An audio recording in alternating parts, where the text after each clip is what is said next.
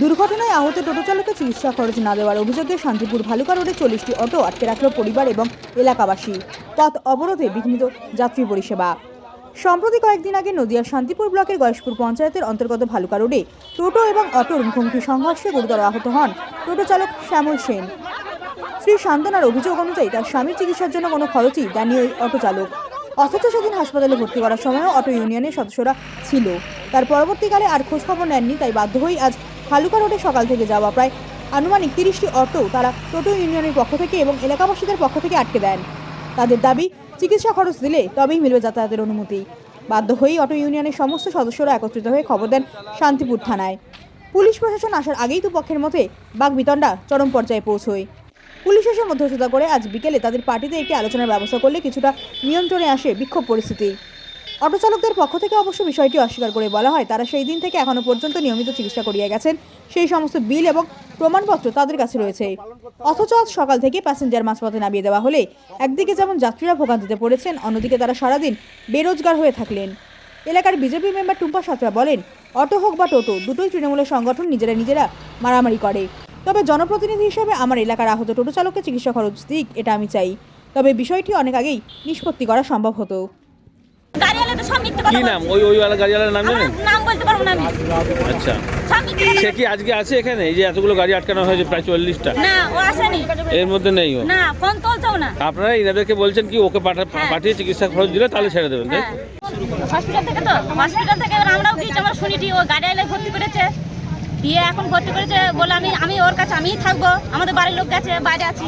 দিয়ে বললো যেদিন ছুটি দেবে সেদিন আমি ওষুধ কিনে দেবো, নাহলে মোবাইলে পেটিয়ে দেবো। এবার আমরা ছুটি দিয়েছে, ওষুধ কিনবো, তখন সুইচ অফ করে থুই দিয়েছে, আর চলছে না। দিয়ে তখন আমি লোকের থেকে পয়সা ধার করে নিয়ে গিয়ে ওষুধ কিনে নিয়ে তারপর গাড়ি ভাড়া দিয়ে বাড়ি নিয়ে এসেছি। আপনার স্বামী কি টোটো চালায়? হ্যাঁ। আচ্ছা, সে টোটো ইউনিয়নকে জানিয়েছেন? ইউনিয়ন যে আছে টোটো ইউনিয়ন, তাদেরকে বলেছিলেন এরকম হয়েছে? নেই। আচ্ছা, এই আজকে তাহলে এই অটোওয়ালাদেরকে দাঁড় করিয়ে দিয়েছেন আপনারা। আপনারা কি চাইছেন, কি বলতে চাইছেন? এবারে আমার স্বামীর ঘর, আমার ছেলে পিলে নিয়ে খাই, ওই গাড়ির উপর ভরসা আমাদের, তাহলে আমাদের এখন কে দেখবে? আচ্ছা, তাহলে এই ধাক্কাটা মেরেছিল তার মানে অটো? হ্যাঁ, অটো। আমার স্বামী যে মধ্যখানে ঘোরাচ্ছে, তাহলে তো দূর থেকে দেখতে পাচ্ছে, তাহলে অটোটা কেনে থামলো, ওর গাড়ির বেড়ে কিনে। কবে হয়েছিল এটা? এটা 6-7 দিন হচ্ছে। আচ্ছা, তা স্বামীর নাম কি? শ্যামল সেন। কোন জায়গাটায় হয়েছিল? ওই বাঁধের ঘরের ওখানে। গাড়ির সাথে টোটো চালাচ্ছিল, অটো এসে ধাক্কা মারে, ছেলেটা মাথা ফ্র্যাকচার হয়ে যায়, তাতে করে হাসপাতালে ভর্তি করা হয়। হাসপাতাল থেকে কোনো টোটোওয়ালা কোনো ইয়ে করেনি। এই ঘটনায় আমার অটো আটকে পড়েছে, যে জন্য প্যাসেঞ্জার এবং সঙ্গে ড্রাইভারগণ অসুবিধার মুখে পড়েছে। কতগুলো অটো আটকে রয়েছে?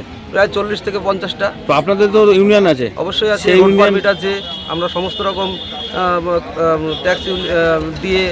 এই যে পরিবারের পক্ষ থেকে অভিযোগ করা হচ্ছে যে আপনারা নাকি ধাক্কা লাগার পরে তাকে দেখেনি, এটা কি ঠিক? অবশ্যই তাকে দেখেছে, সকাল থেকে রাত 9টা 9:30 পর্যন্ত ওনাদের পরিবারের লোক যদি থাকে এটা বলুন। রাত্রিবেলা 9:30 10টা পর্যন্ত তার সঙ্গে হসপিটালে ছিল, তাকে বাড়িতে পাঠিয়ে দিয়ে, ঠিক আছে, হসপিটাল থেকে যখন হসপিটালে ভর্তি ছিল এবং তাকে বাড়ি পাঠিয়ে দিয়ে ওষুধপত্র দিয়ে সেখানে চলে আসে, এবং তারপরে 4-5 দিন পরে আবার তার বাড়িতে বসা হয় একটা মীমাংসার জন্য।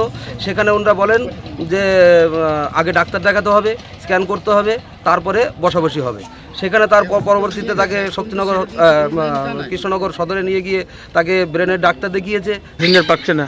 হ্যাঁ, তা যে কোনো একটা মীমাংসার দিকে আসতে হবে, যে না মীমাংসা না করলে তো খরচাপাতি দিতে তো হবেই। একটা কিছু অ্যাক্সিডেন্ট যখন হয়েছে, তো সেটা কি প্রশাসনিকভাবে এর আগে মেটানো যেত না? বসে হ্যাঁ, বসে আলোচনা করলে মেটানো গেলে তো ভালোই হতো। কাজ লাগে তখন ওই আমাদের অটোওয়ালা ওর সঙ্গে সঙ্গে ওকে নিয়ে হসপিটালে যায়, কৃষ্ণনগর যায়, শক্তিনগর গিয়ে থাকে। রাত 9টার সময় ওকে ওষুধপালা কিনে দিয়ে বাড়ি আসে।